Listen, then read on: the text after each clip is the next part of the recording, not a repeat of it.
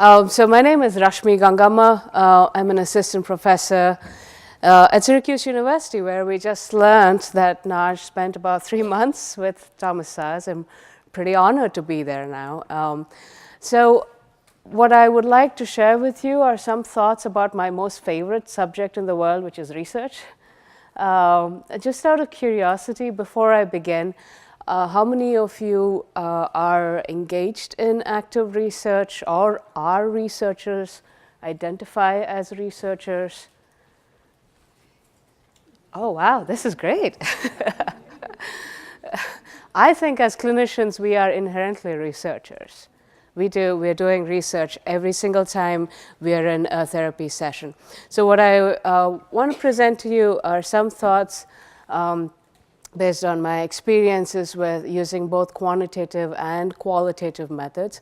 But before I begin, I'd like to just acknowledge my teachers and people who've supported me in this journey. Tatiana Glebova was my first teacher of contextual therapy, and I'm so lucky that I get to continue to work with her even after all these years. She's not tired of me yet. Suzanne Bartle-Haring, someone who I look up to as my research teacher and who challenges me to think about relational research in a way that makes more sense to all of us as relational therapists. Barbara Krasner, I had the good fortune of interacting with her for about a couple of years, and she was the first person in my life to model the I-thou dialogue, and that had a huge impact on me. So I just want to acknowledge her support. Linda Stonefish, who continues to challenge me as I use these constructs in contextual therapy. Darren Shipman, my partner who's here, with whom I negotiate what it means to have a fair relationship. I think I'm doing a great job. And of course, my mother. I come from a family of really strong, independent women.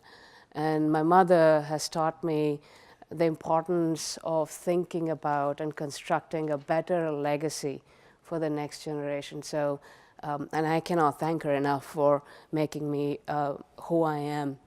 And she asked me to get Darren to video record this presentation. So he's doing this, and this is for your benefit too. All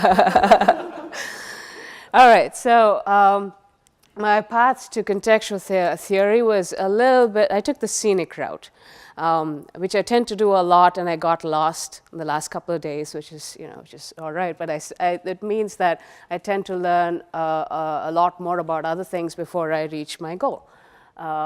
So I started as a student of psychology and was very much fascinated by psychodynamic theory. And then I became a student of social work in India. Actually, I was a little surprised when you introduced me with regards to the American context, because this is the first time that someone's in the Netherlands that I've experienced someone identifying me as American, because in America I'm an Indian, and in India I don't know who I am. So in India I got my training in social work, and I was very much immersed in the importance of social justice and how it impacts family relationships. Then introduced to family systems theory. That was Bowen, structural. Those were my early theories. And then when I was introduced to contextual, I found home, because it fit everything that I was thinking about. It fit all my prior training. So the way I have been learning about contextual is by doing research. Every time I use contextual theory as my framework in research, I learn a lot more things that we know, things that we don't know. This is how I think about theory and research. I believe, and I'm just paraphrasing, many people have said similar things. Theory without data and data without theory are both self-limiting. For contextual theory to be relevant, to be as alive as it is here in this conference room, we need to do research. We need to be publishing, and that's something that I was so heartened to hear the other speakers talk about as well today. So this is a pretty basic process of how theory and research go together. I want to talk a little bit about challenges of hypotheses testing, and then move on to using quantitative methods, and move on to talking about how we can use qualitative methods to expand the scope and unpack some of the constructs, and then leave you perhaps with a few thoughts for what we might be able to do. So the main thing, one of the main questions to answer is, can we really measure relational ethics? Given how nuanced and complex the construct is, can we come up with a survey that adequately captures all of its complexity? The simple answer would be no. The harder answer is no, and there are other things that we can do. So one of the first attempts to identify indicators of the relational ethics dynamic was by Hargrave and others. And I saw a couple of posters around at this conference here that talked about the use of this scale.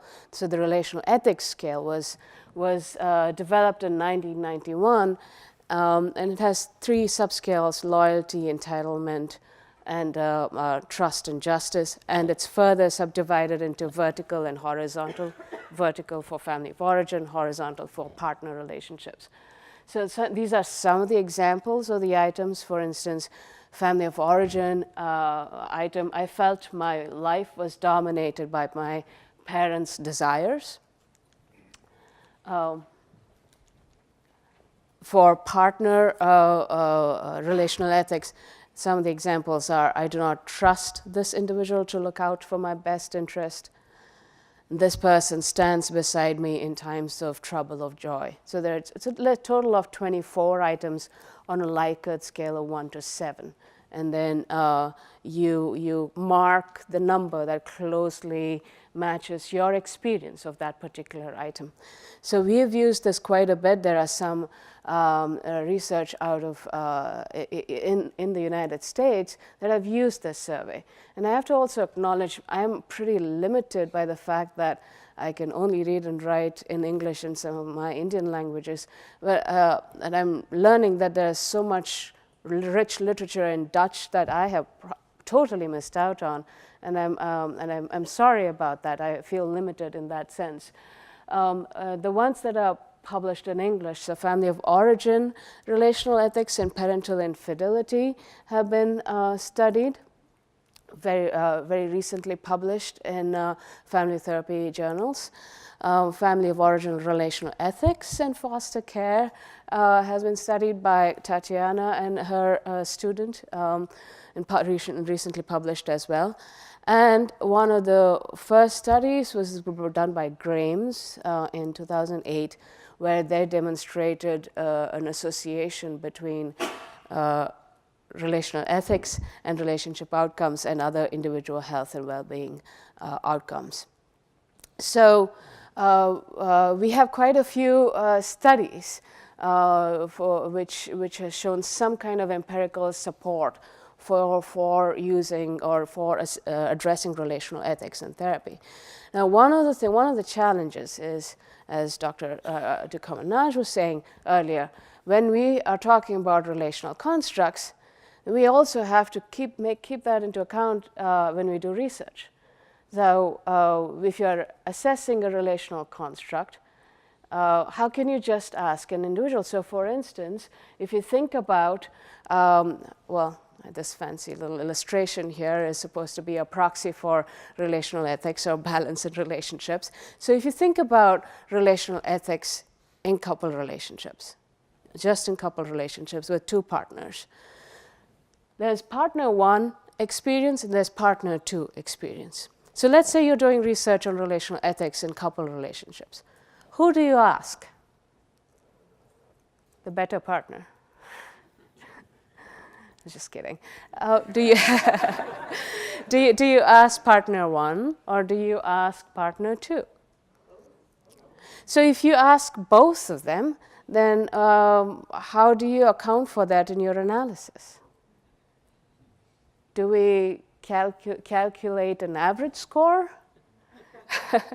Or what do we do with that? So that's been a major challenge for our field when we have these relational constructs and we have great theoretical conceptualizations to understand them. When it comes down to data collection and analysis, that is not reflective of the relational conceptualization we started off with. So the answer to that is the use of dyadic data analysis, especially when you have couple data. So there are 2 of our studies, and I was because of some of my teachers who drilled in me that you cannot do research on couples without using dyadic data analysis. My dissertation was a dyadic involved a dyadic design, and what we found was that when male and female couples, and this is a sample of 65 white couples, mostly white couples who are coming into a university training clinic. So we had a clinic where we collected information at intake.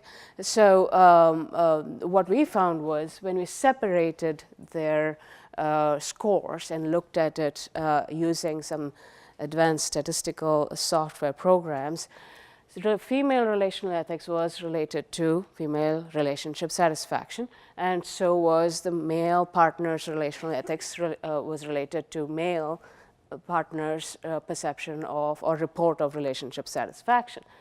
But these are the 2 articles that have been published with this data. But we also found was this. The female partner's relational ethics score was associated with the male partner's relationship satisfaction, and the male partner's relational ethics score was associated with female partner's relationship satisfaction, which is not a surprise. If you are thinking about this conceptually, it makes sense. This is what is supposed to happen in a dyadic. When you're measuring a dyadic construct, you see that it actually confirms our hypothesis of a dyadic process. So we have, by the way, I just wanted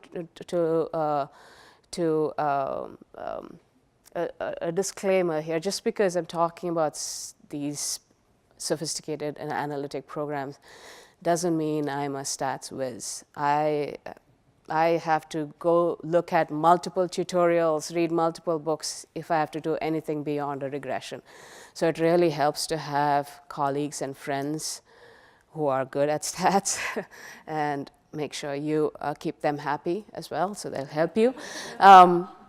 So when we're looking at this, we see that there is a relationship. Of course, it doesn't stop here.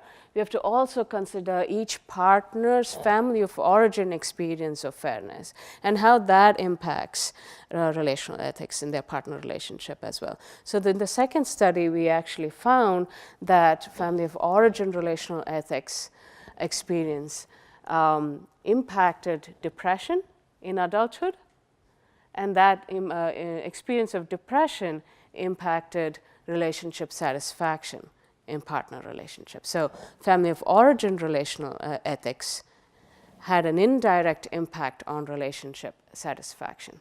So again, this is all confirming that we need to look at the intergenerational patterns.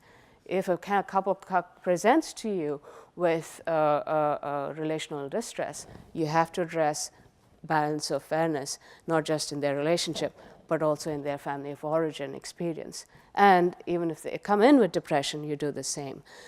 But is this enough? So some of the things that we are noticing now points us to perhaps another direction. Is there another way of assessing or measuring relational ethics? So for instance, we are finding now with 2 different samples that the strength of the correlation between family of origin relational ethics and partner relational ethics is pretty low. It's pretty weak, which doesn't make sense conceptually. But we found in this study, we found that it was not significant at all for male partners. And now we are finding with other samples that the correlation, the strength of the association is pretty weak between family of origin and partner relational ethics. So that means that it doesn't mean that it's not theoretically related. It just means we need better ways of measuring relational ethics. So right now we are working on perhaps a different way of looking at this issue. So I don't have all the data yet for this particular study, but we are doing the psychometric analysis for a new measurement for balance of fairness, which could perhaps supplement the existing relational ethics scale. So if you think about couples' experience of balance of fairness, we know that both partners' experiences matter. So right now, when you're using a dyadic design, you're asking for their report of self-experience. So that is this particular experience, partner A's report and partner B's report. But what if we also ask them about partner A's report of B's experience? So that is, yes, I'll report on these items so I can trust my partner to support me when times are tough. And correspondingly, what if I was to also report on this? My partner trusts me to support them when times are tough. So you're asking about not just the self-experience, but also my perception of my partner's experience, which in turn will affect how I experience fairness in my relationship. Perhaps what we could do is look at differences between my self-report versus my partner's self-report, or look at differences between my self-report versus my report of my partner's experience. So there are multiple combinations possible here, but we can see what difference eventually makes the difference. Does your head hurt yet? Thinking of all the combinations? Mine does sometimes, so I have to keep these things straight. But I think there are different ways of measuring and getting at the system, at the relational construct of relational ethics. So watch out for this publication, perhaps in the next year or maybe a couple of years, who knows. So to summarize, we have this at this stage. We have hypothesis testing, where we have these challenges around measurement. A lot of our earlier speakers talked about perhaps process research and outcome research, perhaps heading in the direction of building manuals, building protocols. I think there are multiple ways of thinking about process and outcome without necessarily manualizing each step, but I think there are tons of opportunities to think about it creatively, and we have more statistical techniques now than we did before to look at systemic processes. So I think it's really exciting. There's a lot more that we could do.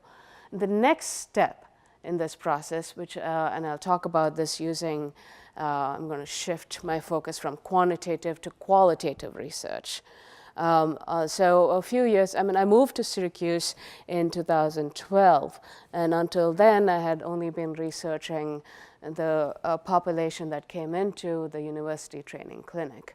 But after I moved to Syracuse, there's a huge population of resettled refugees in the area. The resettlement program right now, given the current administration's policies, faces a fairly uncertain future. So we've only accepted 11 Syrian families this year. That was the latest report. So there's this, when there's such a huge need, the country is closing its borders, but regardless of that, there's a large number of refugees that have been resettled in the United States. So I think it was also just perfect timing. I was at a place in my own personal life where I was thinking about what it meant to be an immigrant. Having lived in India most of my life and moved to the US for higher education, every year I would think, let me graduate and then I'll figure out what to do. Let me find a job, then I'll figure out what to do. Okay, now I have a fabulous job and I'm in a great relationship. Does it mean I'm staying here? When did that happen? And so I think in that process of my own immigration journey, I was much more attuned to this process of what happens to families in the transnational context, what happens to families and what happens to individuals' identities in the transnational context. And so it was a merger of multiple things. So I started looking at, and what I'll present today is really a combination of findings from two qualitative studies. The first study, the research question, and both used phenomenology as a methodology. The first question was, what are the experiences of family relationships of Iraqi refugees resettled in Syracuse? And the second was, what are the experiences of ethnic identity and ethnic loyalty in resettled refugees from the Middle East in Syracuse? And there are two articles published using some of the findings from these studies. So in the first study, I had about 11 participants. In my second study, I had about 6. So a smaller number of people compared to my earlier studies, but still very rich information. So this is just a summary of the themes. I won't go into all of the themes in detail in the interest of time.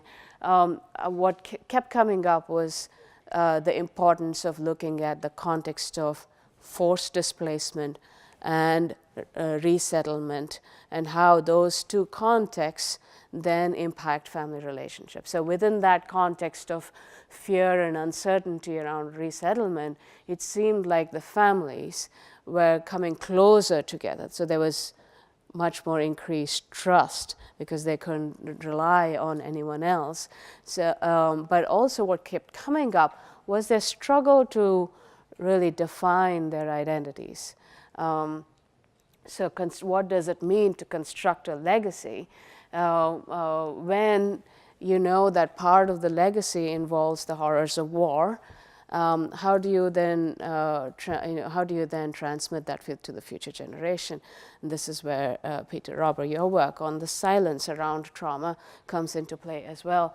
But what I want to focus on today is this idea of the idea of loyalty. It's a theme of loyalty that came up, and expanding just a little bit, not just looking at family loyalties, but also ethnic loyalties and loyalties to culture and heritage and national loyalties.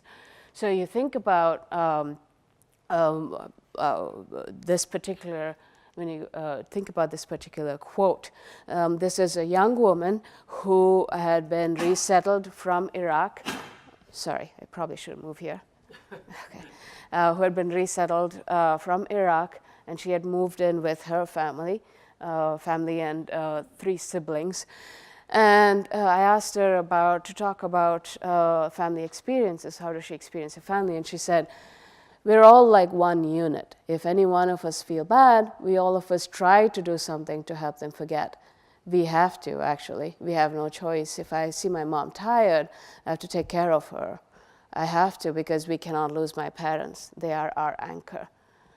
So you can look at this excerpt, you can look at this quote in multiple different ways, but what I'm thinking about is filial loyalty and indebtedness.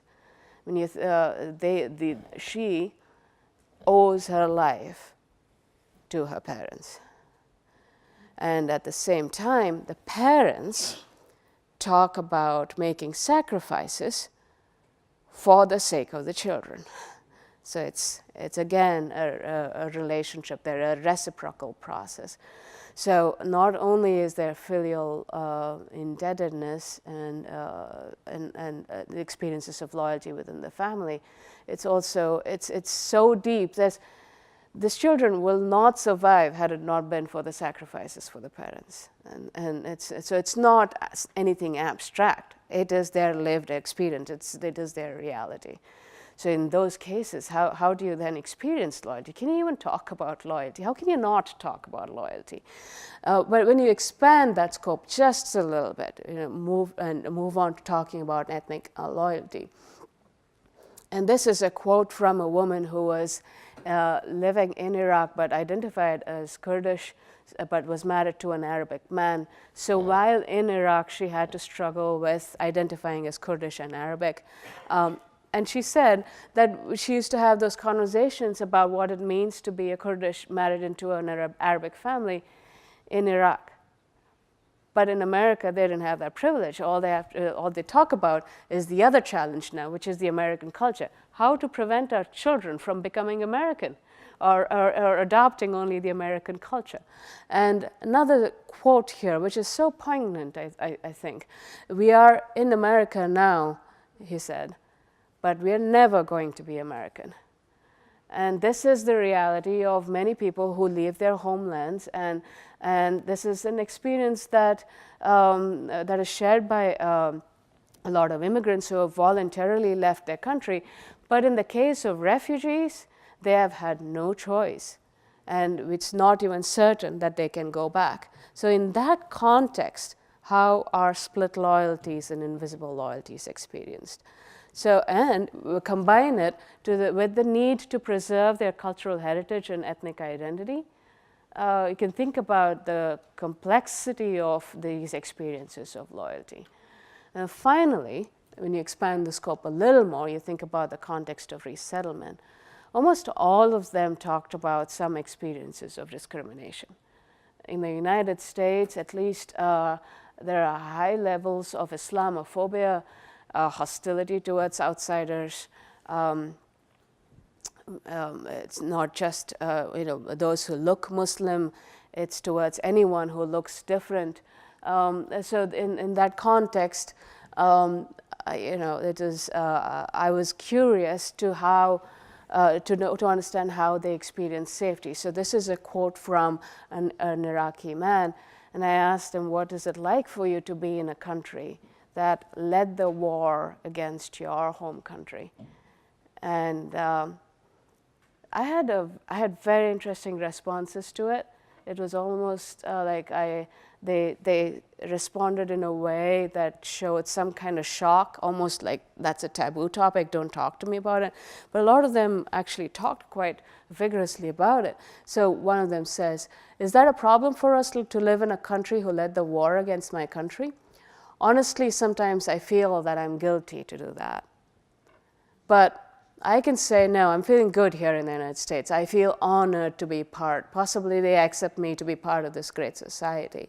And at least they help me so much. They make me live safe here." And that's the key here. There's the relative safety that they're experiencing as they resettle. So it's not like they can openly express any discontent that they might feel in the host country. It's not safe for them to do that. But then they also feel like they owe the whole host country something because they brought them in here and they're safe in that country. So they've saved them by opening up their doors, but it's still not safe.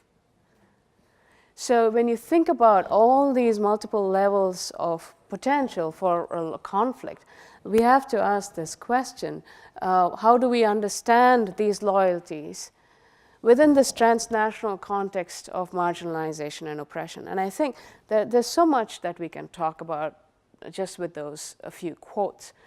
But what I'm taking away from it is, for me, as in my own growth as a contextual therapist and researcher and clinician, is moving towards actively acknowledging the systemic factors of injustice, actively acknowledging and validating their experiences of injustice.